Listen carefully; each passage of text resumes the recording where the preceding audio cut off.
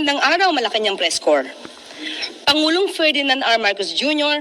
planong buksan ang Philippine Consulate at SSS Office sa Korea para sa mas mabilis na serbisyo sa mga OFWs.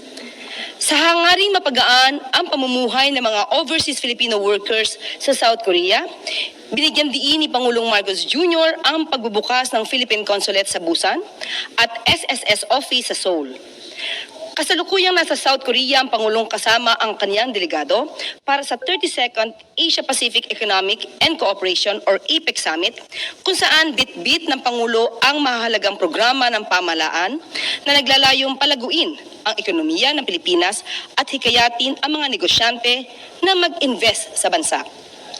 Unang binisita ng Pangulong Marcos Jr. sa Korea ang Filipino community, kung saan ipinahayag niya ang pagpapahalaga sa sakripisyo at dedikasyon ng mga kababayan nasa ibang bansa.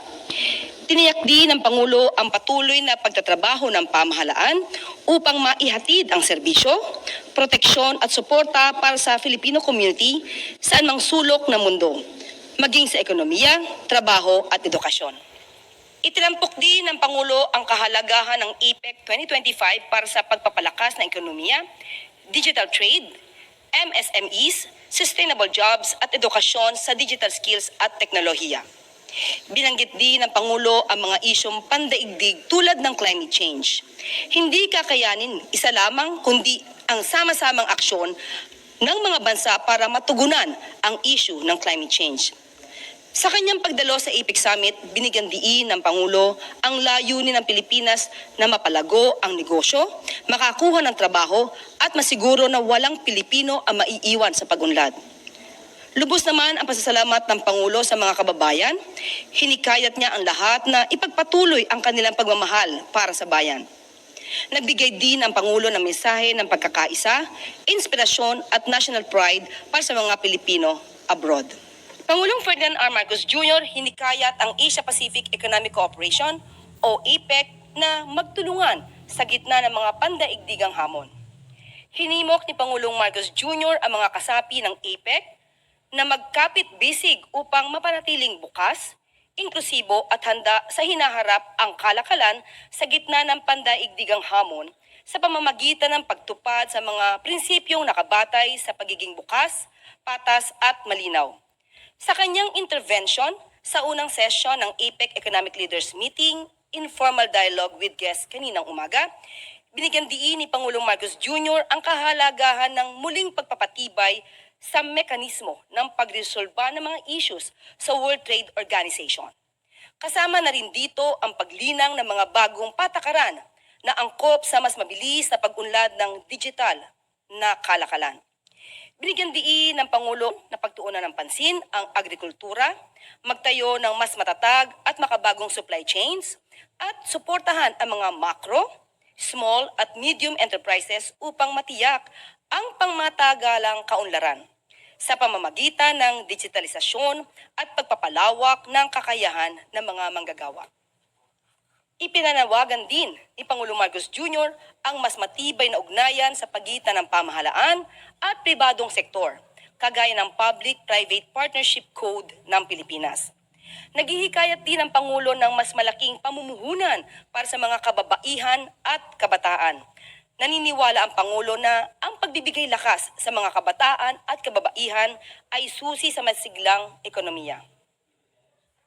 Pangulong Ferdinand Marcos Jr. inaasahang magsasalita sa APEC CEO Summit upang hikayatin ang mga negosyante na magnegosyo sa Pilipinas.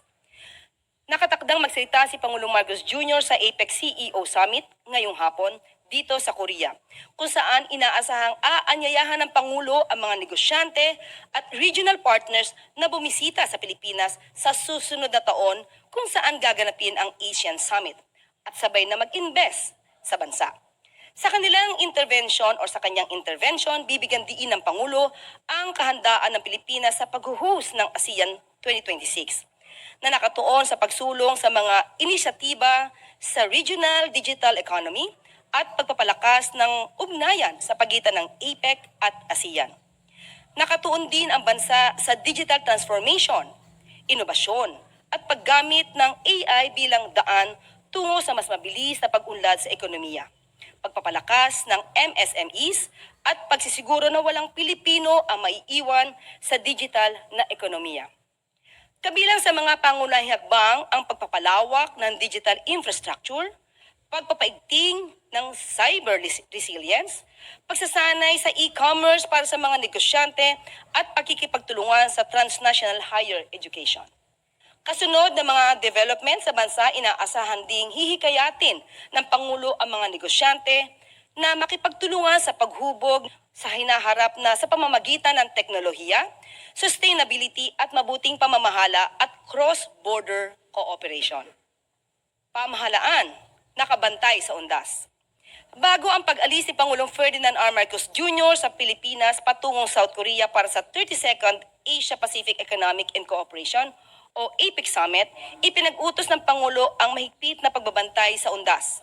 Ang Department of Social Welfare and Development sa pangunguna ng Secretary Rex Gatchalian ay nagpalabas ng direktiba na tiyaking handa ang kanilang field offices sa anumang kakailanganing tulong ng mga pasaherong uuwi sa kanilang probinsya. Tiniyak din ng DSWD na may sapat silang relief items kasama na ang ready-to-eat food packs, family food packs at iba pang non-food items kung sakaling may mga pasaherong may stranded. Si Health Secretary Ted Herbosa ay nag-ikot naman sa mga DOH emergency tents sa SLEX dahil sa inaasahang pagtaas ng volume ng mga pasaherong uuwi sa mga probinsya ngayong undas. Nauna na ring nag-ikot si Department of Trade and Industry Secretary Cristina Roque noong Miyerkules sa isang pamilihan sa Guadalupe upang masigurong walang pagtaas sa presyo ng mga bilihin ngayong undas. Pinuri ni Secretary Roque ang mga retailers sa pagpapanatili ng patas na presyo ng mga bilihin para sa kapakinabangan ng mga mamimili. Tiniyak din ng kalihim ang patuloy na pagbabantay ng DTI upang mapanatili ang abot-kayang presyo ng mga bilihin habang sinisiguro ang sustainability at kita ng mga negosyo para sa kapakinabangan ng lahat. Ipinag-utos naman ng Philippine National Police Acting Chief Lieutenant General Jose Melencio Nartates Jr. na paigtingin ang pagpapatrolya kabilang sa mga residential areas at business establishments upang masiguro ang ligtas na undas. Ayon sa PNP, aabot sa 31,200 na kapulisan ang idideploy para sa darating na undas. Kasama ang karagdagang deployment ng 11,700 uniformed personnel ng Armed Forces of the Philippines, Bureau of Fire Protection at Philippine Coast Guard. Mayroon ding aabot sa 29,900 force multipliers, kagaya ng barangay tanod, radio groups at non-government organization volunteers ang susuporta sa security operations. Bagamat nasa APEC Summit si Pangulong Marcos Jr., prioridad pa rin ng Pangulo ang seguridad ng taong bayan ngayong undas. Ang direktiba po ng Pangulo, dapat lagi tayong handa. Nag-utos na po siya sa mga government agencies concerned at kinakailangan po na paghandaan ang darating na undas at nakita po natin at sinabi po natin, pati po ang presyo ng mga bilihin ay binabantayan din po para po mas maganda ang maging karanasan ng ating mga mamimili sa darating na undas at walang pagtaas na presyo. Ang readiness po ng pamahalaan pagdating sa darating na undas ay masasabi po natin na malaki. Napakataas po ng readiness ng ating gobyerno para dyan at kung tutusin po ay taon-taon na po nagaganap ang undas kaya po handang-handa po ang ating gobyerno para dyan.